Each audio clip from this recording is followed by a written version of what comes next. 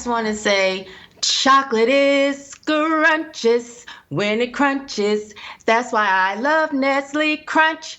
That was Mr. Hypocrite himself in 1983 pushing candy bars when we know that black people are twice as likely to die from diabetes as white people. We are 40% more likely to suffer from high blood pressure, and black men are 70% more likely to die from stroke than white men. So that didn't have, he didn't have any issue pushing those things on us before. He pushed fried chicken. He sat with Larry Bird and pushed Lay's potato chips, not even the baked ones. And so what a hypocrite in talking about public health. If you want to talk about public health, I never seen him do a national campaign on wrapping it up when you have 50 to 60% of NBA players that have children out of wedlock, Larry Bird. Delilah cut off his 7 braids. She called the Philistines, bring me my money. Okay? And the Philistines came, got Samson. They took Samson, and it said the first thing they did to him was gouged his eyes out and blinded him. This is what they did. Okay, gouged his eyes out and blinded him. And you know why he went through all of this, Jason? Because he could not control his infidelity. Lust. He OD'd on infidelity. Sex is our greatest idol, Jim.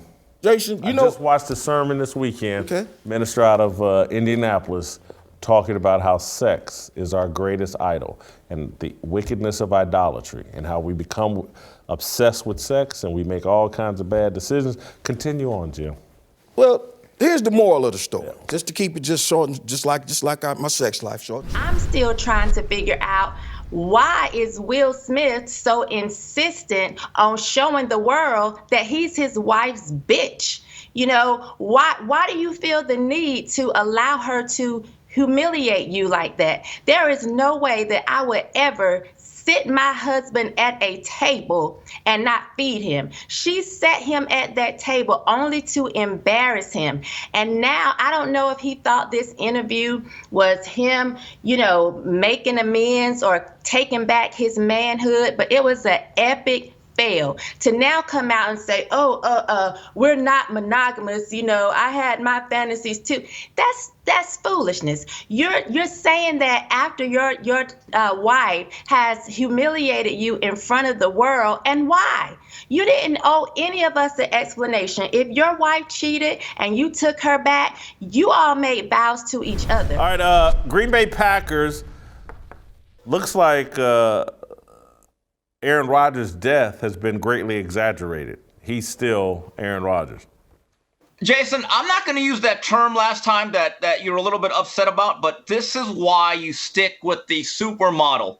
Again, she's always late to everything. She's a little bit moody, extremely temperamental. She can't really cook that well. You might have some great arguments, but Sunday night, that last drive, that was makeup sex. The type that has your eye rolling in the back of your head, curling up your toes, and afterwards you just kiss her right on the forehead and you go, this is why I put up with your stuff. Right there. That was absolutely masterful. The left's sort of overall worldview, right? I analogized it to its own religion, right? So the Church of the Woke, it has its original sin, which is racism. It has its prophets, Kendi or Coates, Nicole Hannah-Jones. It has a sacred text, right? 1619 Project, how to be an anti-racist. But the one thing it doesn't have is the ability to appease or propitiate its gods. And that difference in religions, quote unquote, is glaring. And the darker this world becomes, the more vengeful we become, the brighter that light of biblical Christianity should shine, in my opinion. All of American history is evil, and we should be ashamed of all of it, and the Founding Fathers are a disgrace, and those people, 150 years ago, they had slaves. They're the worst people on the planet, and we're so much better than them. And so I started asking people, particularly people of any faith, that think this way. I'm like, I wonder how God is going to judge our legalization of abortion? Will he, with crushing little babies in the womb and sucking them out with a sweeper or a vacuum cleaner or whatever? I wonder if God's, well, at least you didn't have slavery. Or I wonder if he's going to be like, slavery's bad, but, this sucking babies out of a womb and crushing them, that's bad too. And so, again, it's like we think we're so much better than Thomas Jefferson and George Washington and all, and I'm just not so sure. You find now in today's culture is that things that ought to be private are now made public, and things that should be public, like your faith, are pushed back into the private realm. So we've gotten that all twisted up. Wow, I didn't think about that. Certainly. So as you pointed out, not just having a good private life or a good marriage that has been, had longevity, now we have to deal into things that are outside of the bounds of marriage. And what I personally see from it, not just with Will, you had here recently, there was the show about the guy who had sister wives, I think his name is Cody Brown. There's this idea that we just do with marriage what we want. Do you, whatever makes you happy, but stop putting it there for everyone to see. I liken that to people that be putting those nasty food plates on Instagram. You can't cook. You done made a box of macaroni and poured some green beans out the can. That type of stuff should stay between you and your kitchen. Stop putting everything out there for everyone to see. Now, I grew up in the Dear Abby phase, so I do believe people that sometimes need advice or want to know something, they go and they look in public spaces. But I still believe there's a line in being able to use your life to give, use your life experiences to help someone through something, and just putting it out there because you want clicks or likes or you want to look cool, or that's not cute. And it's not cute to us. So if Will was trying to look manly, it didn't come off right, and he looks weak. He looks like he has his nuts balled in a pair of pink panties. We're now doing all the things in reverse. It can only be described as a rejection of godly principles. It must be called satanic, and that's what Will Smith has no idea, but he's got a little serpent leading him around, and I'm not trying to let him off the hook. He's willingly following, but that's how their relationship and the way they're living out their lives public seems satanic to me.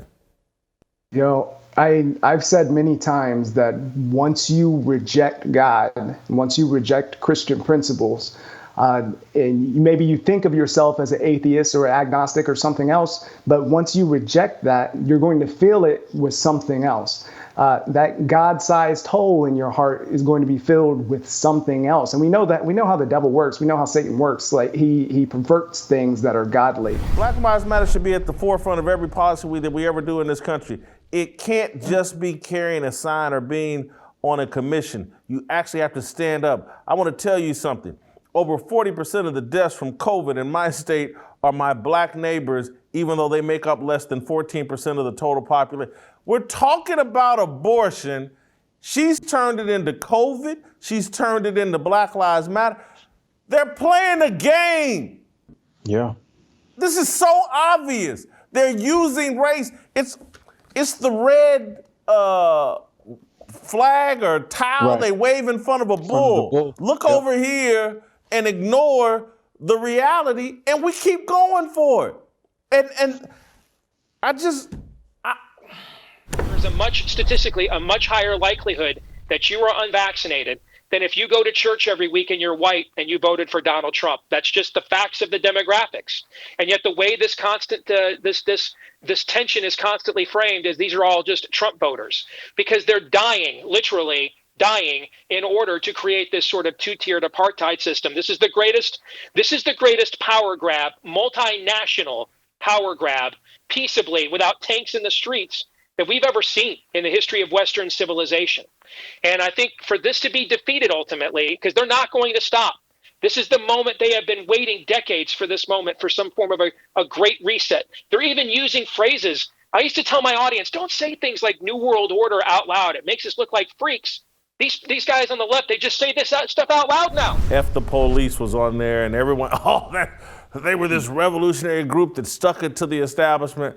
And I'm like, no. Go listen to the album and go write down what the message is from every song in there.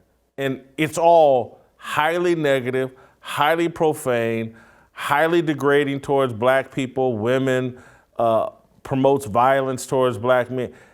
Again, NWA did one song, F the Police, that, is exaggerated, its impact and its social conscience and all this other stuff. But the rest of that music is hot garbage. It's like this morning I listened to Dre's One Less Bitch. And I'm just like, how in this era of Me Too is Dr. Dre doing halftime? Is Harvey Weinstein going to produce it? I mean, literally.